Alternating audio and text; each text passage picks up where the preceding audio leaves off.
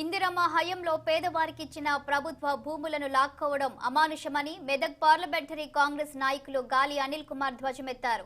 సంగారెడ్డి జిల్లా పటాన్చెరులో రైతు రుణమాఫీ, ధరణి పోర్టల్ రద్దు, పోడు భూముల పట్టాలు వంటి సమస్యలపై హస్తం పార్టీ నేతలు నిరసన దీక్షకు దిగారు.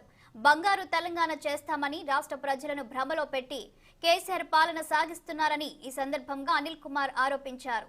అవినీతి ప్రభుత్వాన్ని అడ్డుకుంటామని హెచ్చరించారు. పేద ప్రజలకు అండగా ఉంటూ వారి సమస్యలను తీర్చే విధంగా కాంగ్రెస్ పార్టీ పోరాటం సాగిస్తుందని పేర్కొన్నారు అనిల్ కుమార్. మేము ఇలాంటి దీక్షలు చేయాల్సిన పరిస్థితి వస్తుంది అనుకోలేదు. గతంలో కాంగ్రెస్ పేదల కోసం భూములు ఇవ్వడం జరిగింది.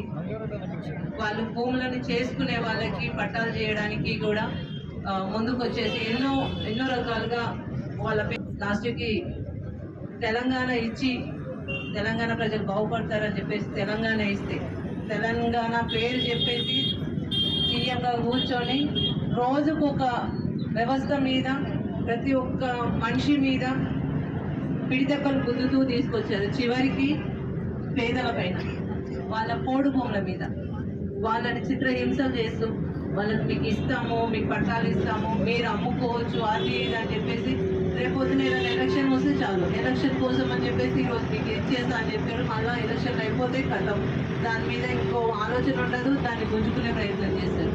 పొడు భూములు రింగ్ రోడ్ వేస్తారు. రింగ్ రోడ్ వేసేసి దాన్ని కొంటున్న భూములంతా వాళ్ళకి కావాల్సినవి వాళ్ళ చుట్టాలవి బంధువులని ఎంపీ పెద్ద ఎత్తున ఈ ధర్నా కార్యక్రమం చేపట్టడం జరిగింది. మరి ఈ కార్యక్రమానికి పెద్దలు గౌరవనీయులు కార్యక్రమానికి రావడం జరిగింది. సర్పంచులు, ఎక్స్ సర్పంచులు అందరికీ పేరు పేరున ధన్యవాదాలు తెలియజేస్తున్నా. ఎందుకంటే మనం ఇట్లాంటి కార్యక్రమాలు తీసుకొని ముందుకు పోతూ ఉంటేనే, ఈ ప్రభుత్వాన్ని ఎండగడతా ఉంటేనే మరి మన కాంగ్రెస్ ప్రభుత్వం రాబోతా ఉంది.